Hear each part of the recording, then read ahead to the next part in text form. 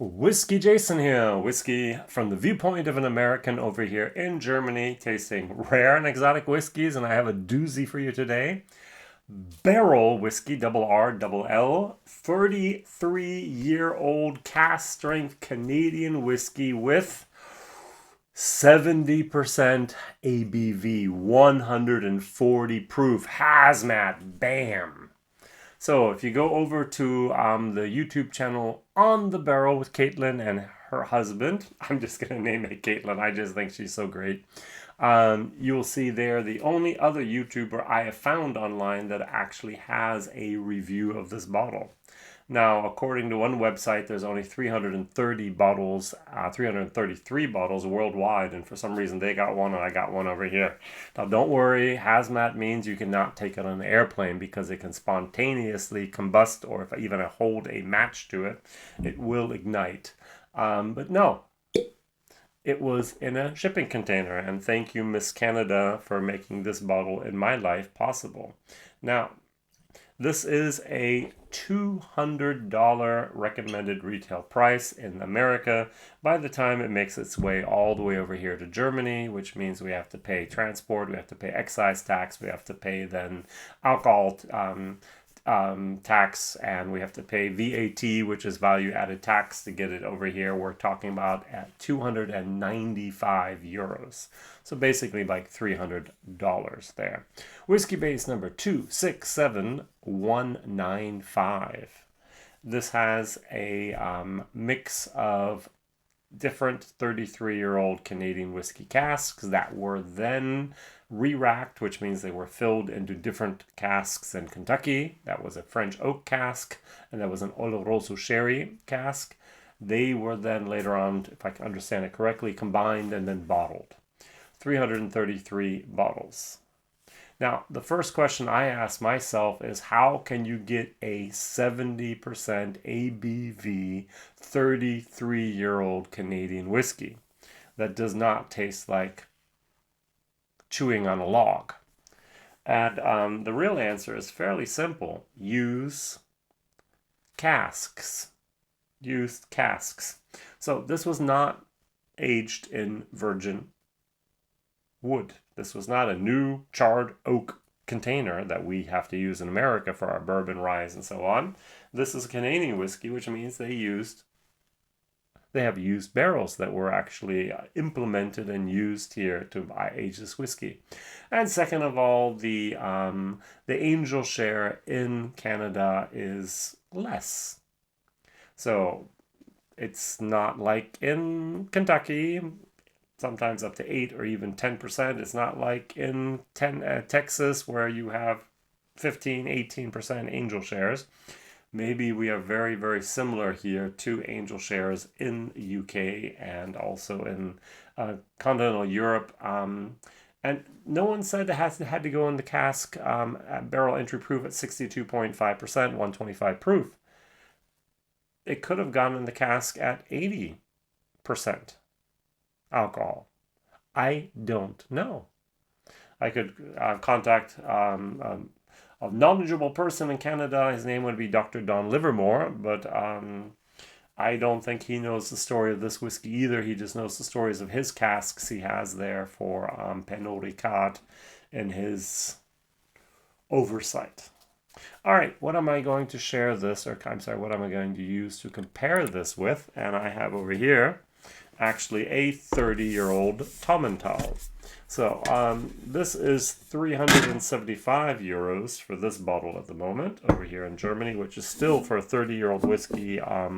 Saying the word bargain with 375 euros is a little bit of a mockery, but it actually is. If you look at other 30-year-old bottles of things, even a Glenfarclas will run you about 100 to 150 euros more than this nice little Tommental cask strength whiskey here from Signature Vintage. This was a Symington Choice number 6. There's actually a video on my YouTube channel where I compare this to a Divine 30-year-old from Murray McDavid. And I had two 30-year-olds. Now I have a 30-year-old and a 33-year-old. 70% alcohol, I think it's 50.6 if I remember correctly. 50.7. I do not remember correctly. All right, let's smell the two of these. Nice. Sherry.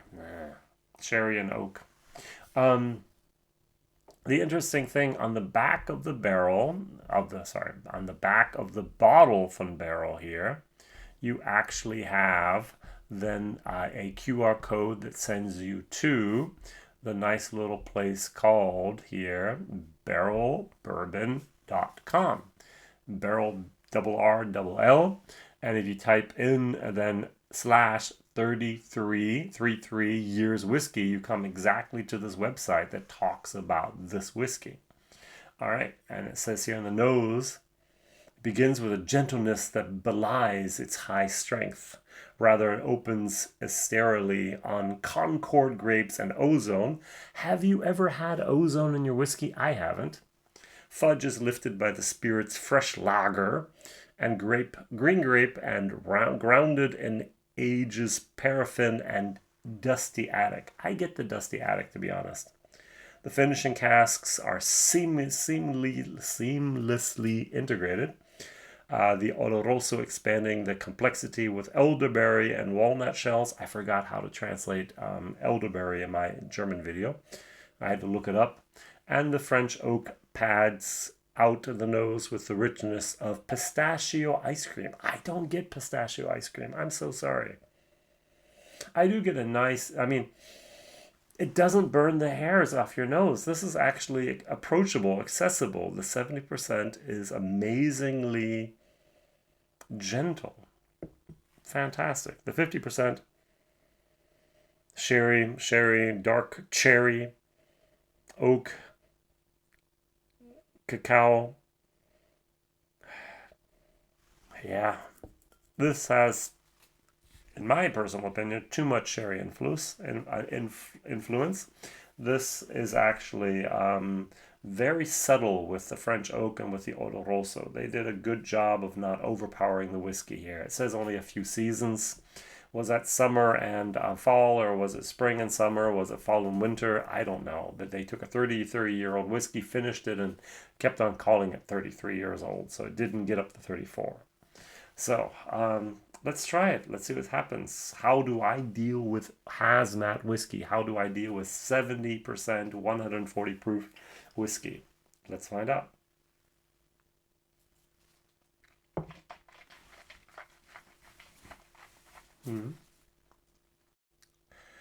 Well, apparently you should not drink and try to speak and breathe at the same time. If it goes down the wrong pipe, you really, really feel it. 70% really does a job there on you.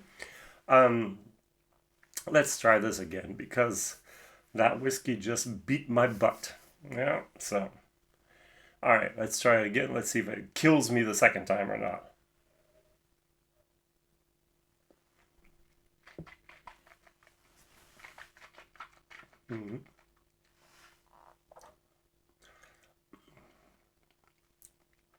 It is hot. Even the website, wow. Even the website says here, it shows its proof now. But beneath it lies a syrupy foundation of grenadine, hazelnut liqueur, and poppy seed. I've never had poppy seed in whiskey before, I don't think. Maybe with a root from India. Hay, buttered popcorn typify Canadians' whiskey retention of primary grain flavors. The oak, too, displays primary flavors, including endive and pine resin. Yes, I've had pine resin before in whiskeys. Wow, my throat is really here. But at its core is a classic profile of gingerbread, clove, and peppercorn. Basil and mint tea make a herbal counterpoint. I get that mint tea, actually. And there's almost a finish. I'm just reading from the website again. An almost medicinal burst of eucalyptus and menthol subside to expose some tannin and astringency that extend the earthy finish. Yeah. Autumn leaves, radish, don't get that. evolve into mulch and leather then fades on peanut oil. Wow, peanut oil is not a thing I've used over here in Germany very often, to be honest. It does actually get better, in my opinion, with water. So I'm going to actually try to dilute it down to like 60%, which is basically what Glenfarclas 105 is, for example. So my questions are twofold. Number one, highest proof you've ever had. Is it 140 for whiskey, or is it something else? How much hazmat have you had? And the second question is, what is the oldest North American whiskey you've ever had? I do know that Dr. Don Livermore released a 42-year-old Canadian whiskey a few years back. Did not have the chance to try that. This is 33-year-old. That's up there with some of the oldest Canadian whiskeys that are out there. But more and more, I'm going to call them ultra old barrels are there and going to be filled in the next couple of years, I'm sure. All right. Last time, cheers. Mm-hmm.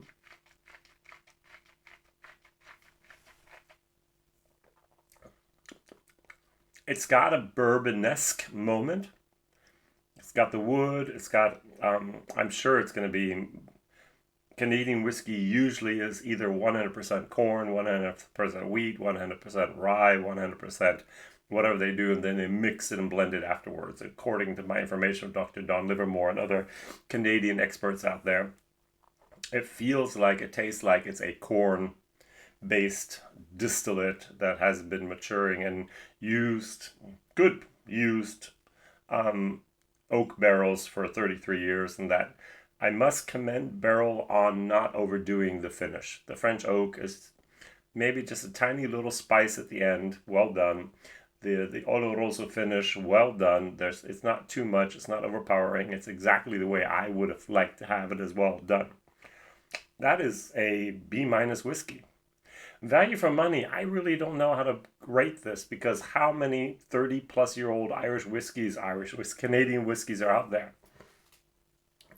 Glenfarclas will run you about $400 now, or at least over here in Europe. This was $375.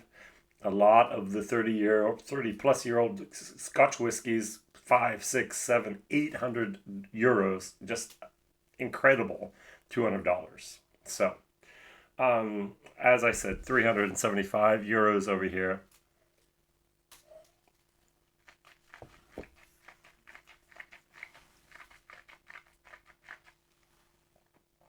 A lot of syrup sherry moment. It does have age. It does have a little depth. It does have tobacco leaves. It does have that cacao. It does have a lot of sherry syrup, black cherry moment going on here. But the sherry dominance is, I taste old sherry. Here, I taste old whiskey. And that's what I want. If I'm spending all that money on an old bottle of whiskey, I want to taste the age of the whiskey and not just have a sherry cask overpower everything else that's underneath there. So, value for money, I'm going to give it a solid C. C means, hey, if you want to, you can buy it. B is buy it. A is why haven't you bought it? D is you don't need it. And F, why was the stuff even made? And so this is on the taste, actually, buy it, B-. And value for money is if you can and you want to and you find a bottle and you want to have something very, very special, why not? 33-year-old Canadian whiskey. So going back to my two questions here, what was the oldest whiskey that you've ever had, hopefully from North America or even from Scotland? And what is the highest proof you've ever had? Have you had hazmat 70 proof, 70%? I'm 140 proof here or not? And it did kick my butt. I did swallow wrong, incorrectly, inhaled it in the wrong pipe, and I'm still suffering from a little bit. But hey, the show must go on. Thank you very much for watching, liking, subscribing, and telling others about this crazy guy over in Germany tasting rare and exotic whiskeys. How many people do you see here having two 30-plus-year-old whiskeys on the table and comparing them?